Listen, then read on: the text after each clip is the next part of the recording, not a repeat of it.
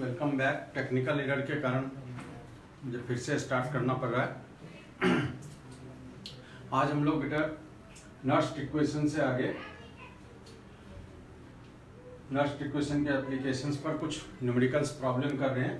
तो ये प्रॉब्लम, पहला प्रॉब्लम है हमारा कि the copper 2+ ion concentration is a copper silver electrochemical cell is 0.1 m volt 1 m if E naught Ag plus Ag means silver electrode का potential 0.8 volt, if E naught copper 2 plus copper is 0.34 volt and the cell potential at 25 degrees Celsius is 0.422 volt.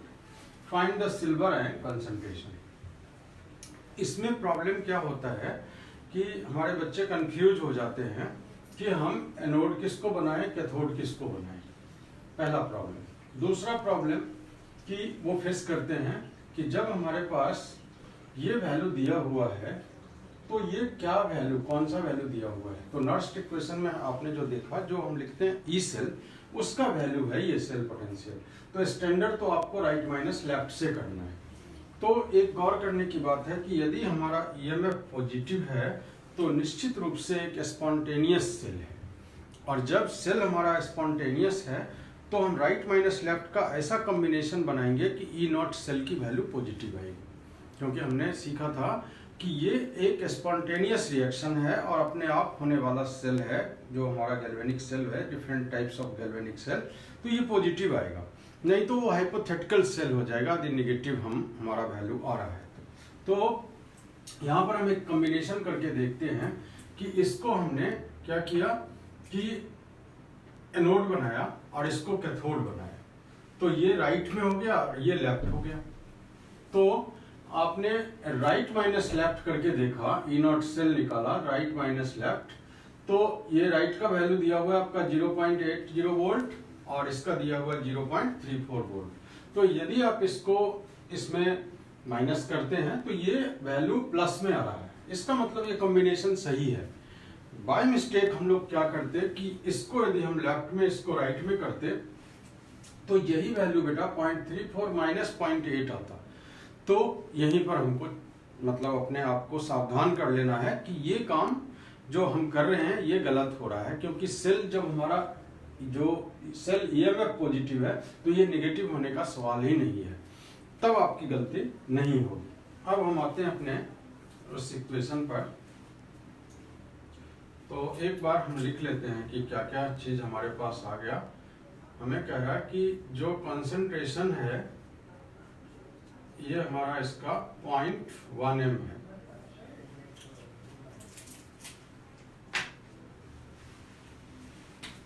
Copper का 0.1 m है, ठीक है।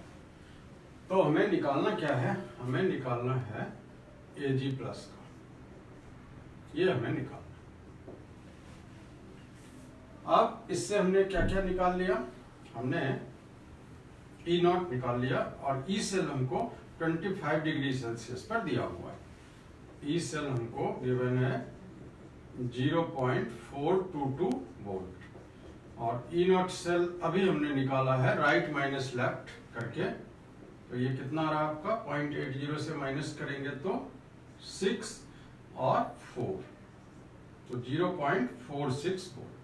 ये सारा data आपने रख लिया यहाँ से। अब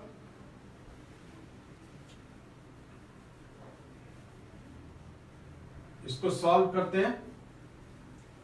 तो पहले आप फार्मूला लिखिए,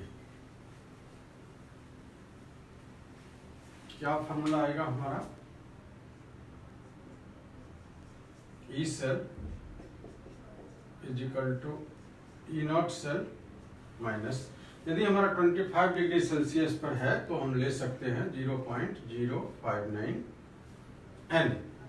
n देखो आपका Cu से Cu2 प्लस 2 इलेक्ट्रॉन और Ag प्लस से प्लस इलेक्ट्रॉन, तो यहाँ पर इनको नीचे 2 से मल्टीप्लाई करना पड़ेगा। तो ये इक्वेशन आपका आ रहा है, क्या इक्वेशन आ रहा है, ओवरऑल इक्वेशन ये आ रहा है Cu 2Ag plus aqueous Cu2 plus 2Ag salt. तो देखो यहां से बेटा 0 से 2 तो 2 लॉस और 2 प्लस से 0 2 गेन, तो n की वैल्यू कितनी आ गई 2। फिर क्या लिखेंगे आप log QC, QC reaction coefficient है, ये प्रोडक्ट है आपका, ऊपर में क्या आएगा Cu2 प्लस, नीचे क्या लेंगे बेटा Ag प्लस, क्या करना है साथ में आपका, ये कैसे सिखाया था चेक करना कि यहाँ 2 प्लस है, यहाँ भी 2 प्लस होना चाहिए, जो चार्ज होगा वो बराबर हो, तो यहाँ पर 2 प्लस, यहाँ पर 2 प्लस। तो ई सेल हमारा कितना है, रखिए वैल्यू 0.422 वोल्ट, ये कितना है हमारा 0.46 वोल्ट माइनस 0.059/2, लॉग का वैल्यू आपका कॉपर का दिया हुआ है, लिखिए 0.1 m, ये आपको निकालना है, ये देखिए। अब ये नॉट 6, इसमें से इसको माइनस कर लेते हैं, 460 कर लेते हैं, तो 422 से 460 में से माइनस करेंगे तो कितना आएगा, देखते हैं, माइनस कर लेते हैं तो 8 3 0 माइनस 0.038, ये आया, और इसको 2 से मल्टीप्लाई कर देते हैं और डिवाइड कर लेते हैं इससे, माइनस 0.059, फिर यहां पर लिखते हैं log 0.1 m और नीचे अपना Ag प्लस का स्क्वायर। अब ये माइनस माइनस क्या हो गया आपका प्लस हो गया, तो 0.076/059 है।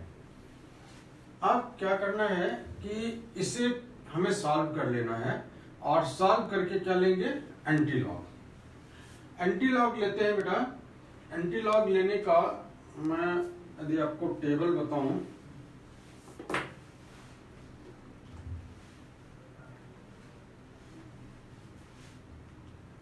एंटी लॉग स्टार्ट होता है 0.00 और खत्म हो जाता है 0.99 पर।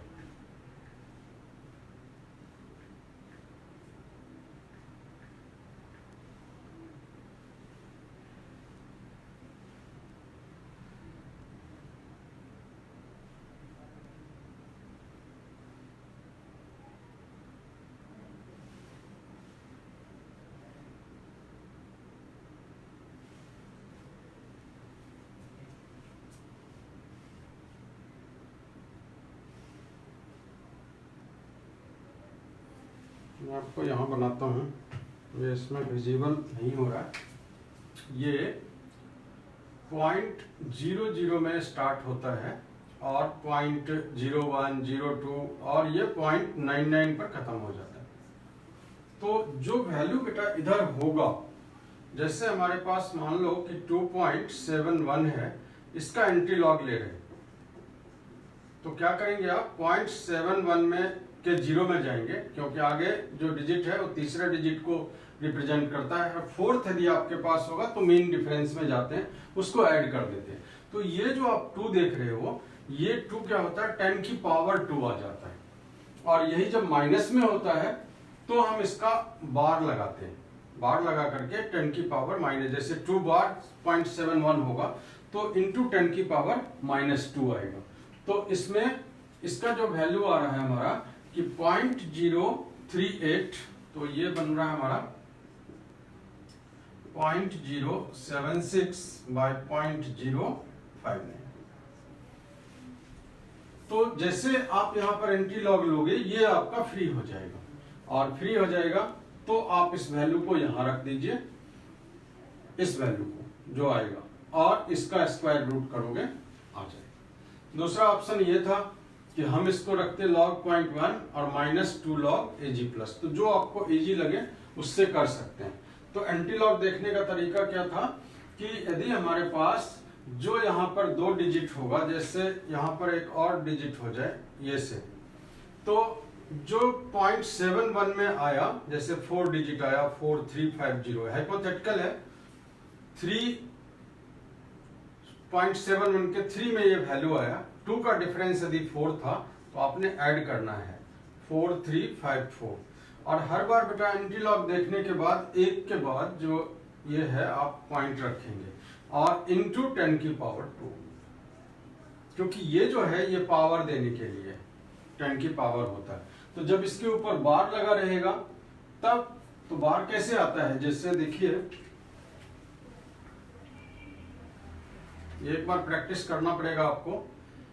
जैसे आता है यहां से -3.75 और इसका हम लिखते हैं एंटीलॉग -375, तो क्या करेंगे, इसका जो होल डिजिट है वो क्या है बेटा +4 -4, मतलब 0 ही आपने ऐड किया है, तो इस 4 में से इसको माइनस किया तो कितना है 0.25 और ये 4 को बार लगा देंगे। तो अब आप कहाँ एंटीलॉग देखेंगे, 0.25 के 0 में देखेंगे और जो वैल्यू आ जाए, मान लीजिए कि आपका वैल्यू आ गया 3104, तो आप क्या करना है 3.104 इंटू 10 की पावर -4। तो इस तरह से बेटा लॉग और एंटी लॉग पर अपना पकड़ बना सकते हैं। और धीरे धीरे सीबीएसई सॉफ्ट होता जा रहा है, तो आप इसको लिखेंगे इस तरह से, तब भी आपको मार्क्स मिलता है, थोड़ा कटता है मार्क्स। तो इस तरह का यदि जब भी प्रॉब्लम आए आपको, तो आपने 2 चीज गौर करना है कि क्या ई सेल पॉजिटिव है नहीं, यदि नहीं है तो फिर से आप सोचेंगे, तब आप राइट माइनस लैप बनाएंगे। और एन का जो आप कलेक्ट करते हैं कि एन कैसे आया, तो ये हर हमेशा यहां से भी आप चेक कर लेंगे कि एन यही होता है। जैसे यहाँ पर मान लीजिए स्क्वायर होता, फिर यहाँ पर 4 पावर होता, तब जाकर के होता। क्यों? क्योंकि यहाँ भी 4 और यहाँ भी 4, तो ये आपको बराबर है और यहीं से मैच कर लेना है और क्रॉस चेक कर लेना है कि गलत तो नहीं हो रहा। नेक्स्ट हम क्वेश्चन नंबर 2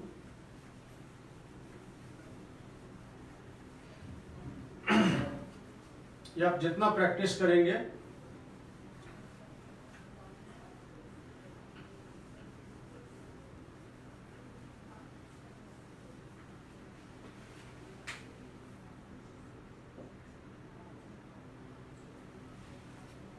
देखिए नेक्स्ट हमारा क्या कह रहा है कि calculate the equilibrium constant of A reaction copper 2Ag + Cu2 + 2Ag E not का वैल्यू दिया हुआ।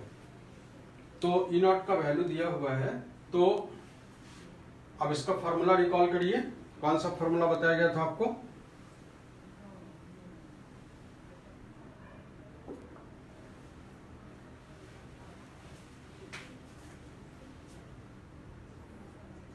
फॉर्मूला था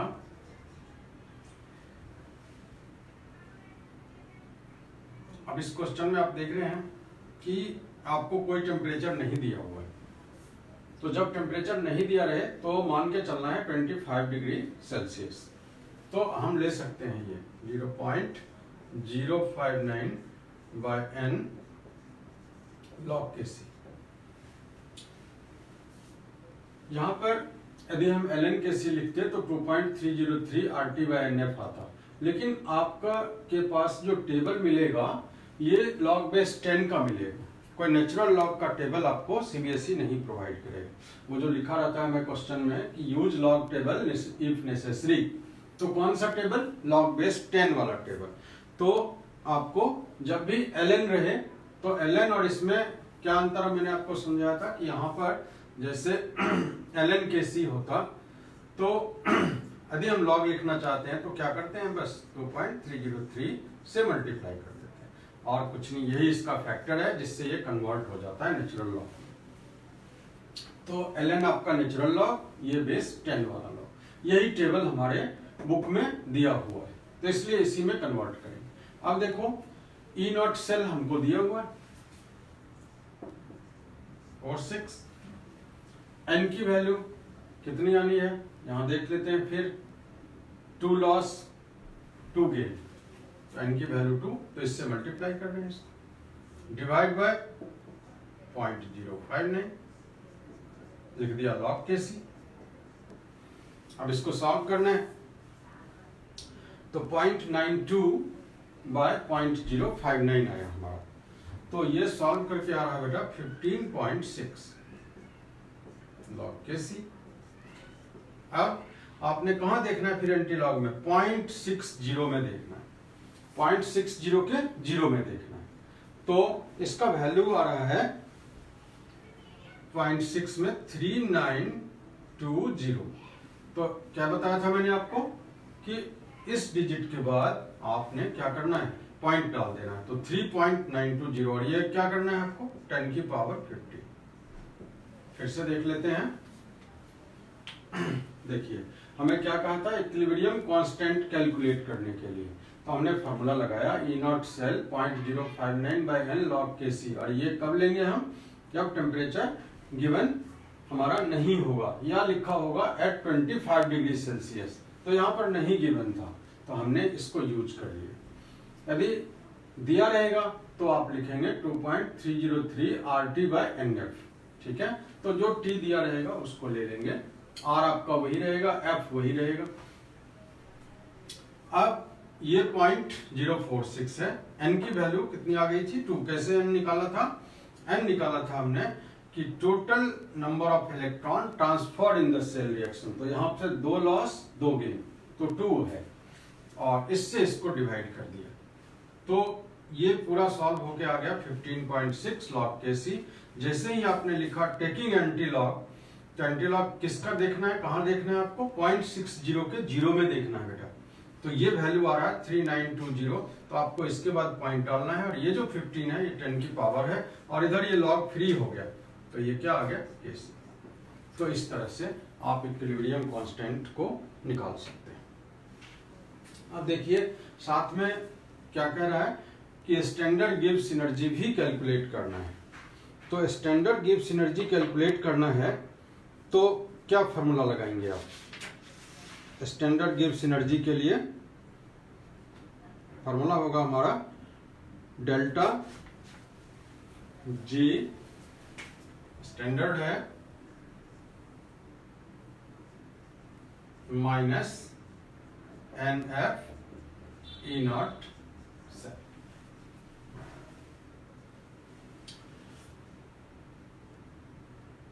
माइनस रिकॉल करिए, क्यों था माइनस? कैसा रिएक्शन है?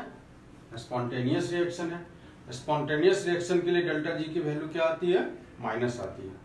और जो आपने वर्क डन का कॉन्सेप्ट पढ़ा हुआ है, कन्वेंशंस पढ़ा हुआ है थर्मोडायनामिक कि work done by the system, तो आपको नेगेटिव होता है। तो n की वैल्यू कितनी आ गई? 2। F कितना है? 96500 96500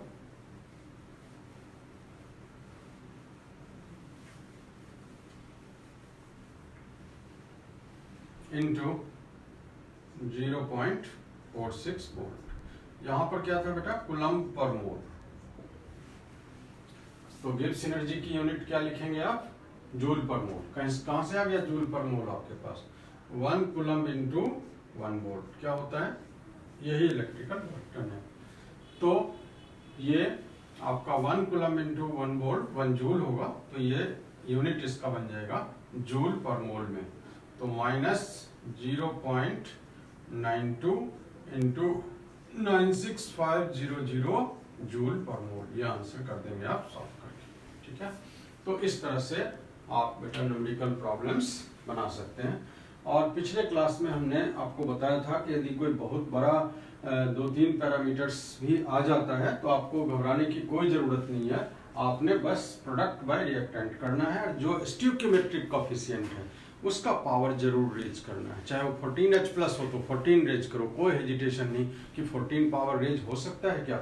जो भी स्टोइकियोमेट्रिक कोएफिशिएंट है आपको लेना, फिर आपसे गलती नहीं होगी। सो आई होप इतने न्यूमेरिकल प्रॉब्लम से हम लोग नॉर्स्ट इक्वेशन का न्यूमेरिकल्स कर सकते हैं।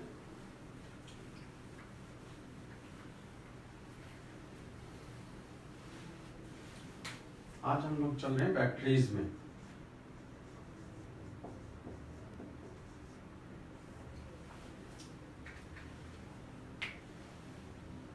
बैटरी और सेल में क्या डिफरेंस है। यदि कोई हमसे पूछता है कि बताइए बैटरी और सेल में क्या डिफरेंस है, तो क्या बताएंगे हम लोग कि battery is a combination of cell. Battery हमारा एक कॉम्बिनेशन ऑफ सेल है, और यदि हम सेल को सीरीज में ऐड करते हैं तो हमें बैटरीज मिलता है। तो ये जो गैल्वेनिक सेल है, इसी का आप कह सकते हैं कि इसको हम बैटरी के फॉर्म में यूज करते हैं। ये टाइप ऑफ गैल्वेनिक सेल ही है, मतलब इलेक्ट्रोकेमिकल सेल है। Chemical energy is transferred into electrical energy. तो यहां पर there are two kind of batteries.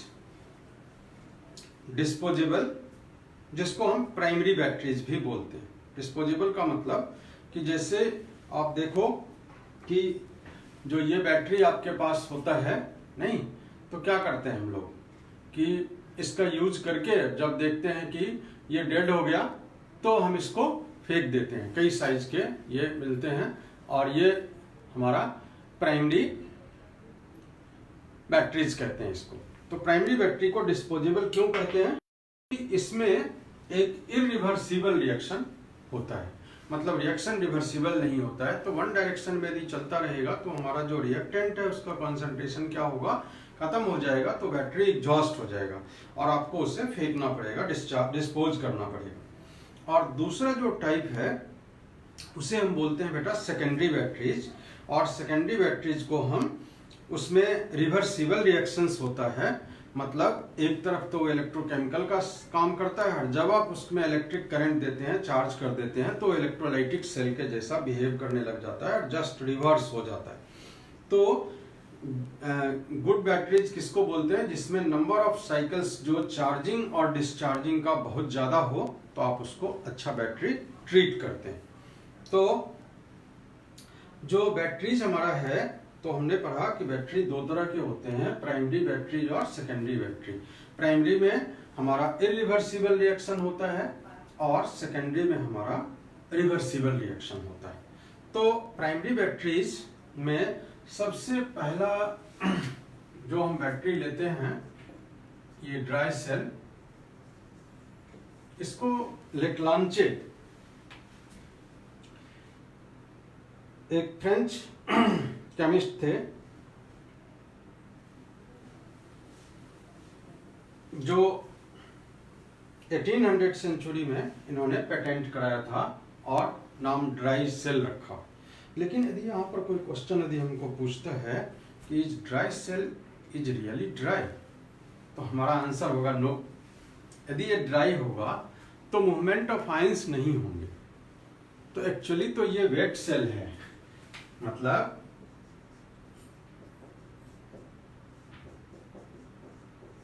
तो फिर आपको कंफ्यूजन होगा, तो ड्राई नाम क्यों दे दिया सर, ड्राई क्यों है फिर? तो बेटा हम यदि किसी से कंपैरिजन करते हैं, जैसे आपने देखा कि जो गैल्वेनिक सेल था, बड़े बड़े आपने कंटेनर देखा जिसमें जिंक सल्फेट था, उसमें कॉपर सल्फेट था या सिल्वर नाइट्रेट का सोल्यूशन है, तो वेराइटीज आप बना सकते हैं, लेकिन वो कॉम्पैक्ट डिवाइस के लिए नहीं है। जैसे इस बैटरीज को हम लोग कहाँ यूज करते हैं? जैसे क्लॉक में यूज करते हैं, है ना, ट्रांजिस्टर में यूज करते हैं, टॉर्च में यूज करते हैं, वॉकमैन में यूज करते हैं। तो ये सारा चीज जो है हमारा, तो ये डिवाइस हमारा कॉम्पैक्ट है, और आपका जो गैल्वेनिक सेल है वो तो बहुत बड़ा बड़ा कंटेनर है। तो डिवाइस इतना छोटा और बैटरी इतना बड़ा, तो इसीलिए उसके कंपैरिजन में एक सेमी सॉलिड पेस्ट बना करके, जो वेट है, पूरा ड्राई नहीं है, तो dry in comparison to that galvanic cell, इसीलिए बेटा इसका नाम ड्राई सेल है। तो ये आपको वो नहीं करना है कि ड्राई नाम क्यों आया। अब यदि हमसे कोई पूछता है कि major difference between the batteries and the galvanic cell is that the commercially typically batteries use solids or paste rather than solution as reactants to maximize the electrical output। तो इसलिए उसको क्या करते हैं कि आउटपुट करने के लिए और हमारा जो स्पेस है काफ़ी कम ले उसको कॉम्पैक्ट बनाते हैं। तो एक ड्राई सेल, जो आप ये ड्राई सेल देख रहे हैं, एक्चुअली बेटा इसका जो कंस्ट्रक्शन यदि आप देखेंगे तो ये बीचों बीच इसमें एक ग्रेफाइट होता है और इसको जिंक कंटेनर में डालते हैं। ये जिंक कंटेनर है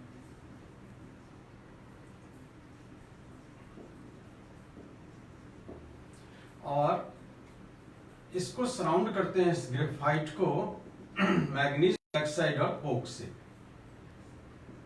बहुत ब्लैक सा सब्सटेंस होता है, लैब में देखिएगा, मैग्नीज डाइऑक्साइड एकदम मिलता जुलता कोक के जैसा ही। इसके बाद एक सेमी सॉलिड पेस्ट का लेयर देते हैं जो NH4Cl अमोनियम क्लोराइड और ZnCl2 का सेमी सॉलिड पेस्ट होता है। NH4Cl और ZnCl2। इसमें ये ग्रेफाइट बहुत सॉफ्ट होता है, तो ऊपर से आप देखते हो ना कि ये ब्रास कैप लगा हुआ है ना, इसके ऊपर आप देख रहे हैं ये कैप लगा हुआ है। तो इसको प्रोटेक्ट करने के लिए कि आप ट्रांजिस्टर में लगाएंगे, आप टॉर्च में लगाएंगे तो वो आपका, और यहाँ पर वैक्स सील होता है। तो ये ग्रेफाइट है।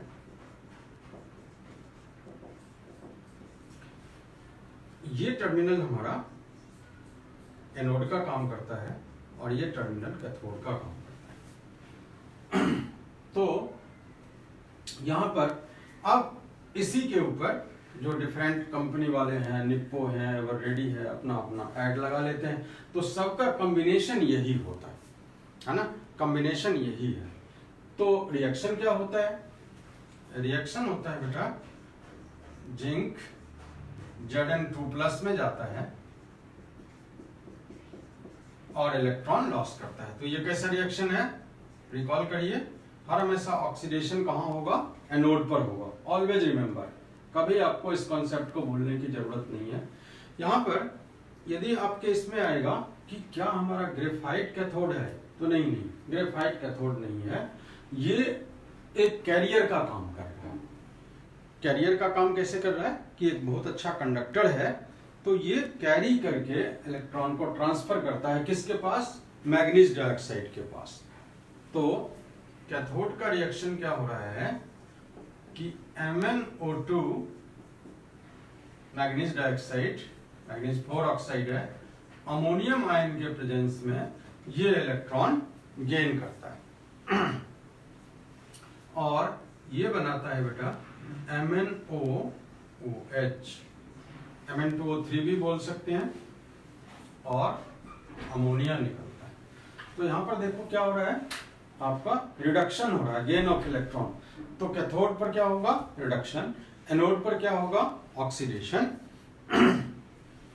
यदि हम इसको तो 2 से मल्टीप्लाई करना पड़ेगा, क्योंकि 2 इलेक्ट्रॉन्स ये गेन कर रहा है और ये 2 लॉस कर रहा है, तो ये कैंसिल हो जाएगा। क्या बचेगा आपके पास? ZnS2 MnO2 plus 2NH4 plus gives 2 MnOH plus 2NH3। क्या चेंज आ रहा है यहां पर? Zn2+। चेंज क्या आ रहा है बेटा? जिंक 0 से 2+ ऑक्सीडेशन हुआ, और यहां पर देखिए ये +4 ऑक्सीडेशन स्टेट में था, अब मैग्नीज किस ऑक्सीडेशन स्टेट में? +3 ऑक्सीडेशन स्टेट में। तो चेंज वही है, यहां पर देख रहे हैं ना, 4 × 2 8 और 3 × 2 6, तो चेंज 2 से ही है। अब जो हमारे पास ये जो आप देख रहे हैं बेटा जिंक 2+ और कंटिन्यूअस जो इवोल्यूशन हो रहा है अमोनिया का, ये कॉम्प्लेक्स बना देता है जो सेल के लाइफ को बढ़ाता है।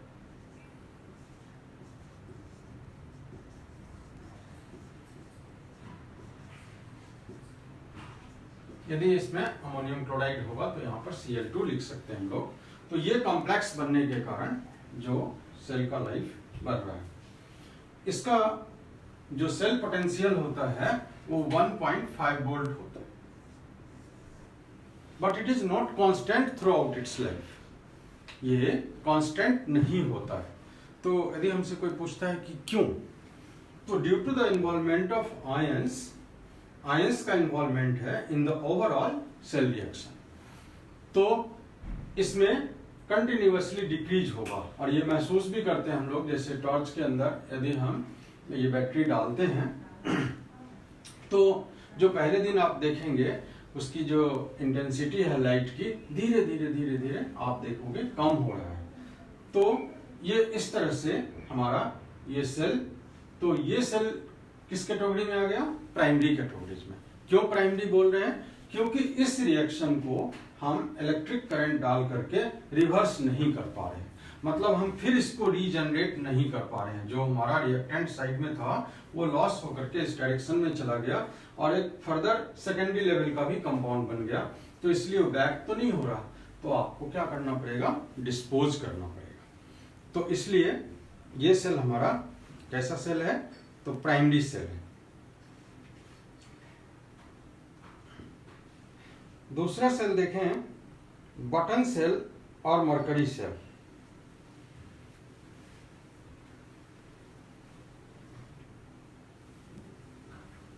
ये भी प्राइमरी बैटरीज है।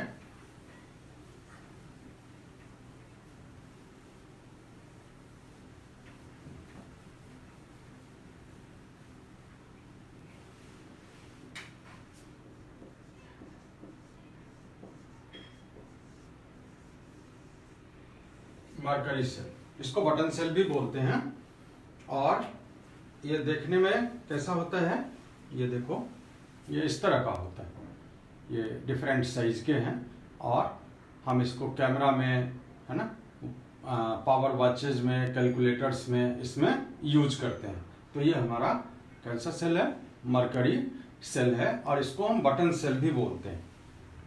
तो बटन सेल का यूज क्या क्या है? कैमराज में करते हैं, वॉचेज में करते हैं, कैलकुलेटर्स में करते हैं।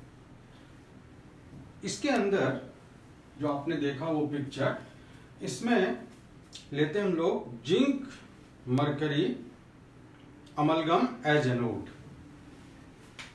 जिंक अमलगम एनोड का काम करता है। और paste of HgO and carbon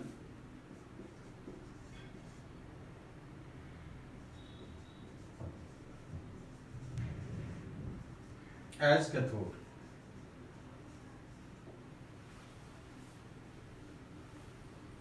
तो इसके इसमें यदि हम रिएक्शन देखें, और इसमें इलेक्ट्रोलाइट होता है, इलेक्ट्रोलाइट जो डालते हैं बेटा, electrolyte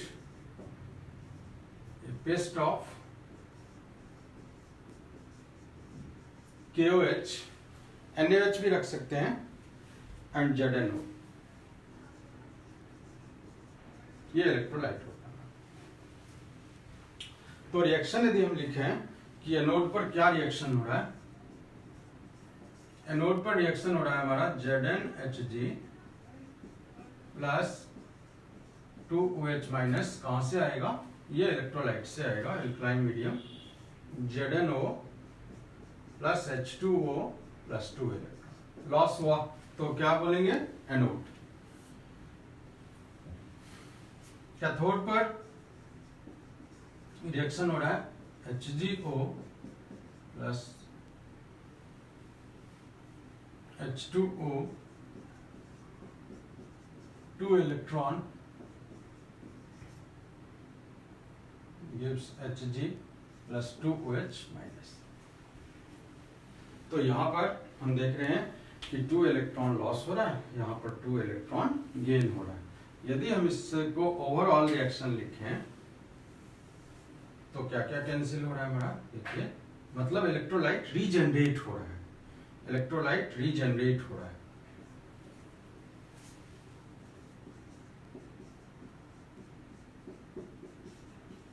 HCO ZnO plus H। इसका सेल पोटेंशियल होता है 1.35 volt and cell potential is constant throughout its life period because the non involvement of ions. Overall equation में आप देखो कि कोई भी आयंस का इन्वॉल्वमेंट नहीं है, तो जब आयंस का इन्वॉल्वमेंट नहीं है तो इसमें जो सेल पोटेंशियल है वो कांस्टेंट रहेगा through out its life period.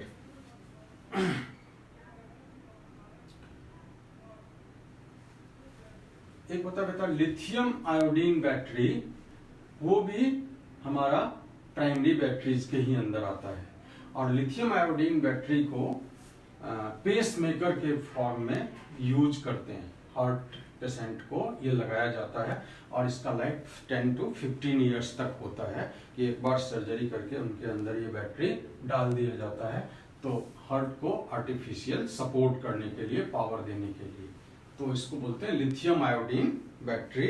लेकिन अपने सिलेबस में नहीं है इसलिए इन डिटेल्स में नहीं जा रहा हूँ, लेकिन एक बार इसको देखो कि कैसे इसको हार्ट में ये लगाते हैं। ये लिथियम आयोडीन बैटरी को ये देख रहे हो, ये बैटरी लगा हुआ है, ठीक है। तो जो ये पेशेंट है, कार्डियक पेसमेकर है ये, तो ये एक्सरे उसका बता रहा है कि ये किस तरह से लगा हुआ है और कहाँ पर इसको, तो ये 10 to 15 ईयर्स इसका लाइफ होता है और इसको यूज करते हैं।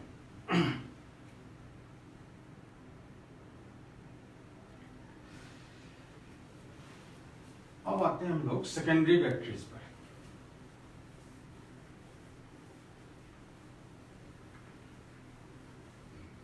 फिर से बेटा देख लें उसको कि बैटरी हमारा दो तरह का था, एक प्राइमरी बैटरी और एक सेकेंडरी बैटरी। दोनों में क्या डिफरेंस बताया था आपको कि प्राइमरी डिस्पोजेबल होता है, मतलब उसमें एक इरिवर्सिबल रिएक्शन होता है, लेकिन हम जब सेकेंडरी बैटरी की बात करते हैं तो वो चार्जेबल होता है, उसमें हमारा रिवर्सिबल रिएक्शन होता है, मतलब आप दोनों ही तरफ का जो है रिएक्शंस ले सकते हैं। तो सेकेंडरी बैटरी में सबसे फेमस बैटरी जो यूज कर रहे हैं हम लोग अपने घरों में, ऑटोमोबाइल्स में, इन्वर्टर में, ये lead storage batteries, lead storage battery.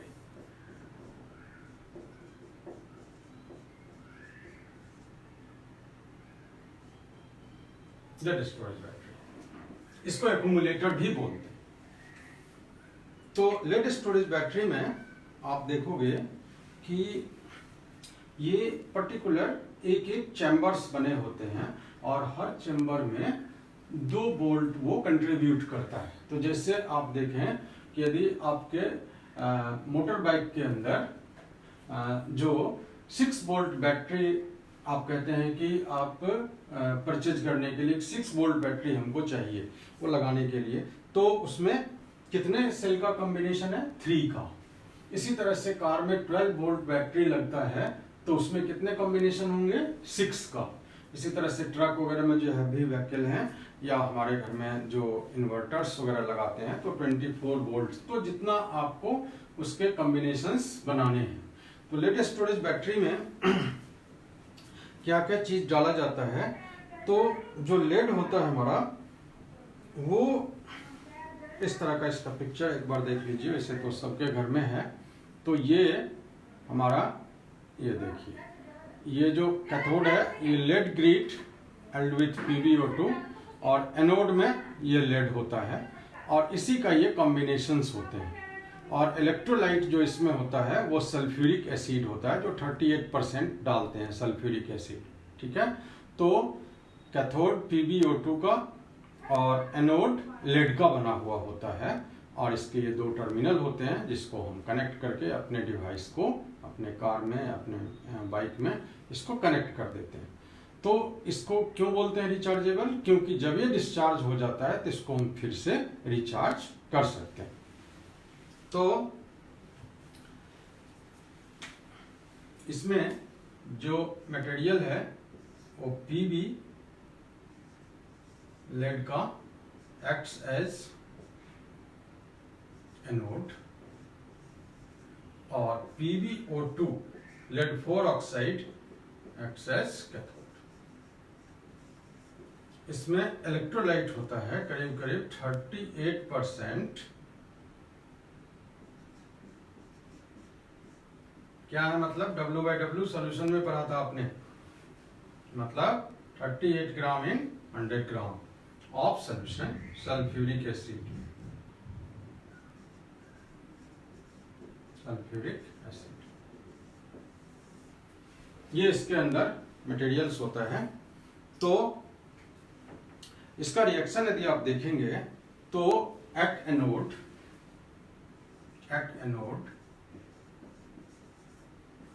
Pb ये सल्फेट जो H2SO4 का है इसके साथ एक व्हाइट सब्सटेंस PbSO4 बनाता है, 2 इलेक्ट्रॉन लॉस करता है। तो Pb से कहां चला गया, Pb2 प्लस में आ गया।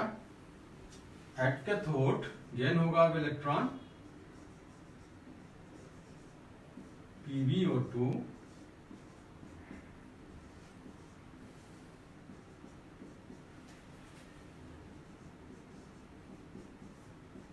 plus 2 electron gives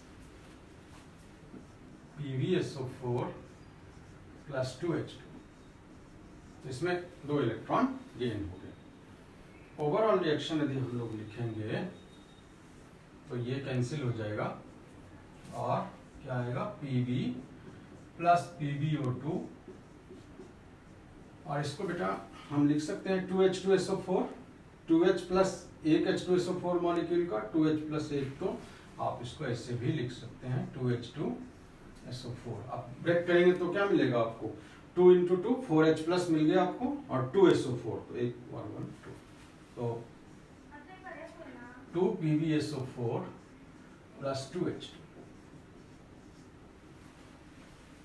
तो अब आप देखो कि जो आपका लेड और लेड ऑक्साइड है वो लेड सल्फेट में एकदम पूरा व्हाइट पैचेज जमा हो जाता है। यदि हम डिस्चार्ज बैटरी को देखें तो पूरा व्हाइट पैचेज जमा हो जाता है, एक्युमुलेट हो जाता है उसके ऊपर, और इसकी जो डेंसिटी है वो काफी कम हो जाती है, जो करीब करीब 1.8% इसका ग्राम पर सेंटीमीटर क्यूब सल्फ्यूरिक एसिड है। और इसी से हाइड्रोमीटर यूज करते हैं कि क्या हमारा बैटरी डिस्चार्ज हो गया तो डेंसिटी के ऊपर है। तो देखिए इसकी डेंसिटी काफी कम हो जाएगी। और इस बार का यदि हम सैंपल पेपर देखें तो जो पहला ही क्वेश्चन है हमारा वो इसी को पैराग्राफ बनाया है उन्होंने कि जो लेड हमारा एक्यूमुलेटर्स हैं, लेड स्टोरेज बैटरी है, तो उसमें जो डेंसिटी है तो पूछा क्या कि डेंसिटी रिड्यूस हो गया, तो हमारा आंसर क्या होगा, यस डेंसिटी रिड्यूस हो गया, क्योंकि ये वाटर बन रहा है और ये तो जानते हो PbSO4 इनसॉल्युबल होता है ना, ये प्रेसिपिटेट के फॉर्म में आया है, उसके ऊपर जमा हो गया है।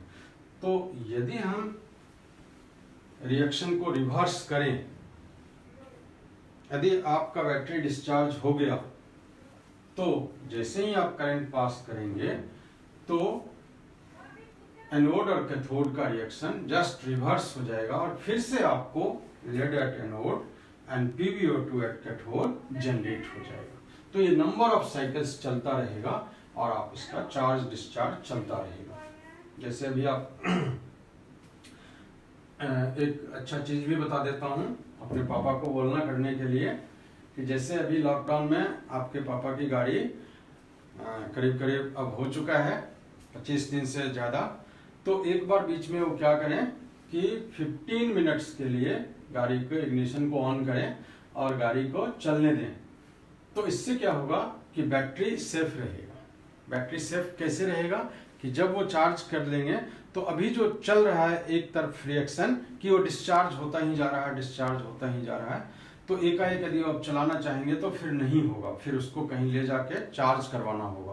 तो इसलिए क्या करेंगे, वो जैसे इग्निशन ऑन करेंगे ये रिएक्शन हो जाएगा रिवर्स और फिर से बैटरी चार्ज हो जाएगा। ठीक है, तो इसका एक प्रैक्टिकल यूज भी आपने सीखा।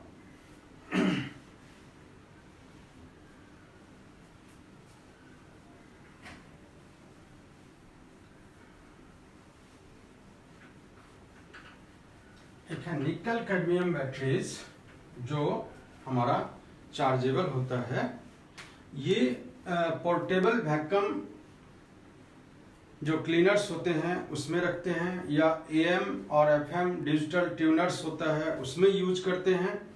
तो इसमें बनाते हैं निकल कैडमियम बैटरी में, कैडमियम को बनाते हैं बेटा एनोड। एनोड का मटेरियल है कैडमियम, और कैथोड में होता है हमारा निकल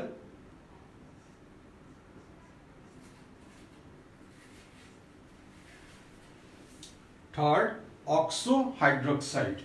ऑक्सो हाइड्रोक्साइड मतलब +3 में है। देखो इसका ऑक्सीडेशन स्टेट -2, इसका -1, तो निकल +3 में है। और यदि एनोड का रिएक्शन होता है तो क्या रिएक्शन है? एनोड का रिएक्शन हमारा है कैडमियम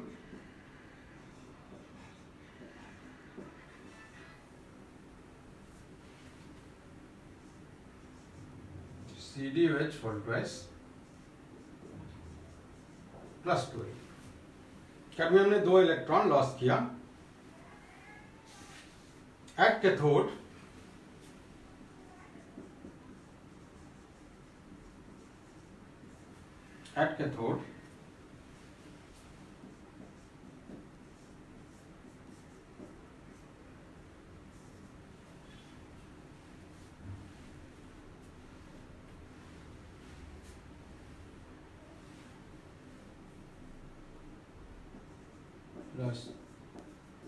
+2H2O +2 electron gives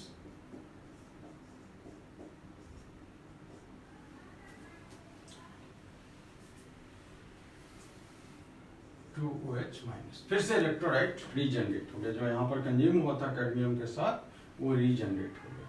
और इसको हम लोग लिख सकते हैं ओवर ऑल सेल रिएक्शन। तो ये इसका एक डिमेरिट्स क्या है कि कैडमियम काफी टॉक्सिक एलिमेंट होता है, तो जब हम इसको डिस्पोज करते हैं तो वहां पर एक एनवायरमेंटल पॉल्यूशन का प्रॉब्लम आता है। लेकिन इसका जो आउटपुट है वो काफी अच्छा है निकल कैडमियम बैटरी का एक्यूमुलेटर से। वैसे हमारा लेड भी वैसे टॉक्सिक ही है, लेकिन कैडमियम भी टॉक्सिक है। तो आज हम लोगों ने क्या क्या सीखा है? एक तो सबसे पहले हम लोगों ने नर्स पे न्यूमेरिकल्स किया है, तो उस टाइप के न्यूमेरिकल्स आपको करना है। और बैटरीज के बारे में हमने सीखा कि batteries are combination of sales.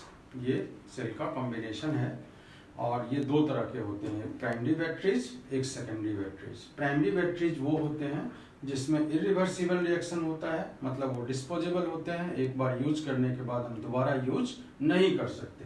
Secondary batteries को नंबर ऑफ साइकिल्स है हमारा चार्ज और डिस्चार्ज का, जैसे आप अपने मोबाइल में भी देखते हो, वो कई बार आपका मोबाइल डिस्चार्ज हो जाता है, फिर आप चार्ज कर लेते हैं, तो उसमें रिवर्सिबल रिएक्शन होता है, इसलिए ऐसा हम कर पाते हैं। ठीक है, हमने कुछ इंपॉर्टेंट पॉइंट देखा था कि ड्राई सेल को हम ड्राई क्यों कहते हैं, तो in comparison to the structure of galvanic cell, इसके कंपेरिजन में उसको हम ड्राई सेल कहते हैं, रियली इट इज नॉट। जैसे यदि हमको कहता है कि कोई ड्राई सेल खरीदने से पहले क्यों उसका हमें डेट ऑफ मैन्युफैक्चरिंग देख लेना चाहिए, क्योंकि आप जानते हैं कि उसका जो रिएक्शन है जिंक कंटेनर का NH4Cl का जो आपने पेस्ट लिया हुआ है उससे कंटिन्यूअसली चलता रहता है, और यदि वो दुकानदार रखा भी रह गया और 1 ईयर रखा रह गया तो लीक भी कर सकता है, उसका कंटेनर खत्म हो सकता है, करोड़ हो रहा है धीरे धीरे। तो हमें उसका ध्यान क्यों रखना चाहिए, क्योंकि उसमें रिएक्शन चल रहा होता है, even the cell is not in use में नहीं है तब भी, तो वो ध्यान रखने की चीज है। उसमें हमने देखा था ड्राई सेल में कि इसका जो सेल पोटेंशियल है 1.5 वोल्ट है, but it is not constant throughout its life, क्योंकि हमने उसके ओवरऑल इक्वेशन में देखा था बेटा कि आयंस का इन्वॉल्वमेंट हमारा हो रहा था। लेकिन मरकरी सेल में देखा कि ओवरऑल जो सेल रिएक्शन था उसमें कोई भी आयंस का इन्वॉल्वमेंट नहीं था, तो इसलिए हम उसको कहते हैं कि उसका सेल पोटेंशियल जब भी होगा जो होगा कांस्टेंट होगा। फिर हमने लेड स्टोरेज बैटरीज को देखा और किस तरह से उसमें दोनों तरह का रिएक्शंस हो सकता है। तो जब आपका डिस्चार्ज हो रहा है तो धीरे धीरे आपका सल्फ्यूरिक एसिड की डेंसिटी क्या होती है, कम हो जाती है। तो उस पर इस बार आप CBSE का सैंपल पेपर का पहला क्वेश्चन जरा रीड करिएगा बच्चे, और उस पर सारा क्वेश्चन का आप आंसर कर सकते हो। और मेरे डिस्क्रिप्शन बॉक्स में जाइएगा, असाइनमेंट सॉल्व करके अपने सर से आपको चेक कराना है, और इसको एक सीक्वेंस बना करके डेट वाइज रखते जाइए। तो जैसे ही स्कूल ओपन होगा जो फिजिकली आप अपने सर को दिखाएंगे। Thanks, have a nice day.